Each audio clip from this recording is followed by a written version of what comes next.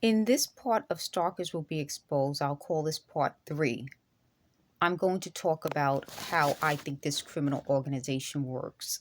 I think it's a string of people digging into my background, trying to hold me down when they think I'm about to succeed at something, or just not liking me.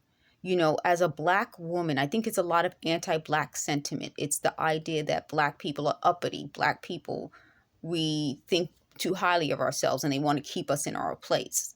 So they want to correct my grammar. They want to correct how I pronounce things. They want to correct all sorts of things about me. But if that's the case, don't hit me in the head. They hit me in the temples, the top of my head here, and the back of my head. And you'll see they hit me behind the ears. And it was red and irritated. And you can see that on my Twitter account where I have pictures. So I'm going to kind of go through how I think this group of people operate. I'm in the Bronx. I've been in the Bronx for 48 years. So I think that throughout my life, there were people who probably felt this way. And I didn't connect it as anything bigger. You know what I mean? I connected it as maybe that one person feels that way. I never thought that there would be an organized group of people who would systematically try to hold not just me down, but other people down and spread rumors and lies about us. It's early in the morning. I've been up late and I'm not feeling my best, but I want to get this message out there because I know I'm not the only one who's been targeted by these people. So I'm going to start off where I can, and I might hop around a bit. But when you have a group of people who do the wrong thing to you, it's sometimes hard to put it out there because I think I got away from them, but in some way they kind of keep trying to suck me back in, and the ultimate goal is to bring me down or to make me do something that I don't want to do. So I'm just going to start out by saying many years ago in elementary school, I had a person who would always call me for different things and invite me places and send me nice cards saying how wonderful our friendship is. And at some point, let me just cover the name and let you read it. At some point, this person turned from saying how wonderful it was that we're friends and I'm so great. And I have a lot of thank you cards and a lot of, let me cover the name, a lot of invites to this person's like college graduation and different things, to now I'm a horrible person because I won't in any way be of any assistance to that person. I don't know how I went from being somebody who was great, wonderful, and then all of a sudden I'm like, you know what? I have my own problems. I told you guys I have Barrett's esophagus, precancerous breast, sciatica, many other issues. And I don't know how it went from me being a great person to that person starting to call me incessantly to now that person resurfacing at this point. So there are a lot of steps in between, but I want to get as much of this story out there as possible. In 2011, I was going, I was diagnosed with some health issues and, trying to get back on my feet. And this person wouldn't stop contacting me. So I told that person, please don't contact me anymore. It's possible that you could be friends with someone in elementary school when I graduated in 1987 and by 2011 not want that person in my life, and definitely not want that person in my life in 2022. That doesn't make me a bad person, but if that person feels that way, then so be it. But this is not allowed. This happened in 2011. This person had her relative call me, and I just want to play this for you folks. So let me just go to this. Let me pause this for a moment and then I'll play it. So this is the recording of this person's relative contacting me.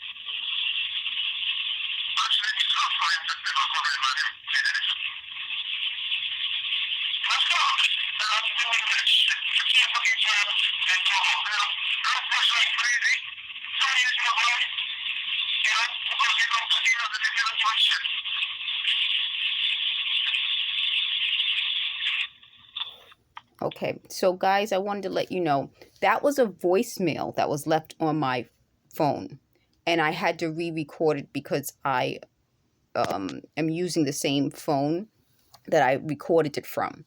So as you can hear, this sounds a lot like some of the other crap in the apartment, but it's because it was originally a voicemail and then I had to re-record it out loud. So it not only picked up the voicemail call, it picked up the sounds in this apartment, which goes back to what I'm telling you folks.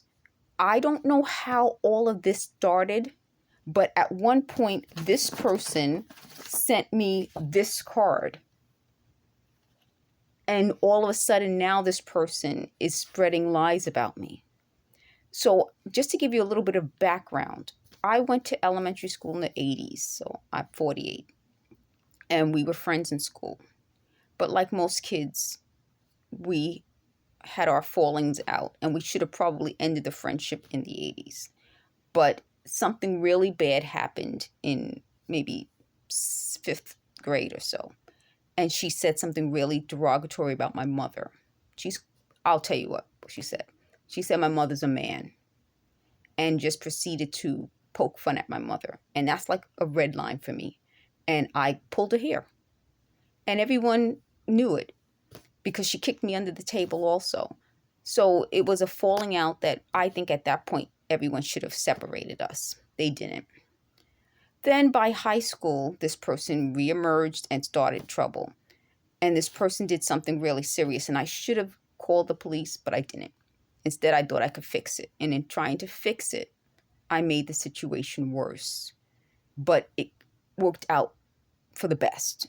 I'll put it that way. So in order to reconcile both my side of the family, her side of the family, decided we'll stay on cordial terms. We became friends again. The last falling out was 2011 with these calls. And I should not have allowed it to progress that long. And that's something that I say to myself, maybe I should have, when the 5th grade thing happened, I was a kid. High school, I was 17. Now at this 2011, I would have been 30 something, almost 40. Now I'm 48. I do not have to be friends with people, no matter how many wonderful little cards they send me or how many times they say I'm great, if they are abusive. And I said this in a previous video. I've been around people who are abusive, and it never escalated to this point. This is the first time in my life that this has escalated to this point. And I will go into more details about this at some later date. But I would think that if you have to have one of your relatives prank call me, it escalated too far. If you then have to reemerge a decade later again, it escalated too far.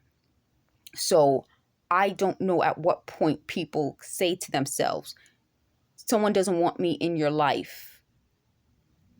If someone doesn't want you in his or her life, that you're going to still pursue that person. I would think after I don't respond to prank calls from your relatives, and your mom sends my mom a card and she returns it, and you continue to call me again, that at some point you just disengage and you go no contact. But this person didn't. So what I'm saying is that this whole thing is a series of bad people and bad decisions people make. I hate to judge them, but if you make bad decisions consistently, then you, to me, are a bad person. And the only reason I can think that these people thought it was okay to treat me this way is because of my black skin. There's no other reason. I cannot imagine anyone being treated this way. I cannot imagine if you call my mother a man and you hurt me that way, that your family would pursue a relationship with me unless they want something from me. I can't imagine if after you do something so horrible in high school that everybody knows, that you would still continue to send me cards thanking me and asking me and inviting me places. Now, I graduated from high school in 1991. This is 2001, so a decade later. So clearly, I was right about what happened in high school. I was right about the prank calls, and now I'm right about this again. And at some point, my credibility cannot be constantly attacked anymore. There are too many people who know this organization consists of these types of people. So that's elementary school, a person is that way. Then you get someone like that in college. Okay. Then you get somebody later on in life that also happens to know this group of people in college. So at some point, how is it that these people can go about life targeting me and then calling me up and acting like nothing happened? I am now at the stage in my life where I'm not feeling well, and I'm too old for people to call me up and ask me for help. And to show you the kind of person I am, this happened in, where is it? I have something that I sent this person before I started getting harassed. So I'm telling you folks publicly, and I will do another video this way, that I have a bunch of people around me who go from loving me and sending me thank you cards. And I have a lot of thank you cards from this for all my help and support through the years. You go from calling my mother a man to sending me cards that were friends forever. This was way after that. Let me see what year this was.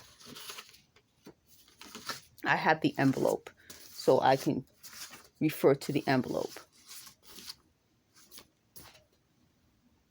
So in 1989, we graduated from elementary school in 1987. In 1989, you send me this telling me how wonderful I am. So clearly, the fault wasn't on me. The fault wasn't with me. Let me not put the person's name. But the fault is with the person who doesn't understand that if you tell someone they're wonderful, let me let you see the card, and you are grateful for their friendship, you cannot in any way then harass them, have your relatives harassing them. So I'm going to out and expose all the people who I feel are part of this systematic attempt to bring me down and destroy my reputation. Don't put me in books where you say I'm unbelievable and that I was gang raped, which I wasn't. Don't put me in the line of fire for people to think that I'm somebody who had that type of background. Don't send me cards. Don't have your relatives calling me nonstop. And this is the anger. You see, they want me to be angry like this. It's not a place of anger coming from rage. It's anger coming from complete disappointment. Complete disappointment in the people who I would think would treat me better. And I think as a Black person, that anti-Black sentiment, I don't know what it's like to have been a slave, but I know what it's like to connect to the rage, the lack of being treated with basic humanity. These people call me a dog. They call me a monkey. This person's family said I should be her maid. Can you imagine? That I should serve her and that I should never, it's my destiny to be beneath her. That's the rage I feel, the utter pain. So if they wanted me to get to this emotional state because they said this is part of what they're doing, by hitting me, it's designed to get me upset. And if this is me being upset, I think anyone with an ounce of humanity will recognize the upset I feel is sadness. There won't be any tears, no tears, but the complete lack of humanity that these people have shown me. So I will go through several of these instances with you. I told you in previous videos, I will always be honest with you. Even if no one watches this video, I think that there are some people out there who can connect to my humanity, because I don't want to end up the next victim of some sort of brutality. There are a lot of people who have been victimized recently, and I don't want to end up that way. So I must tell you publicly, not just to protect myself, but to protect a lot of other people that I feel these people have targeted. Let me tell you now, you are not alone. You are not alone. And together, and I'm doing the signal for us. I don't know if you can see it. I don't know if my hand's in the right place. But together, we will get through this. And we will make each other stronger by sharing our stories. Thank you.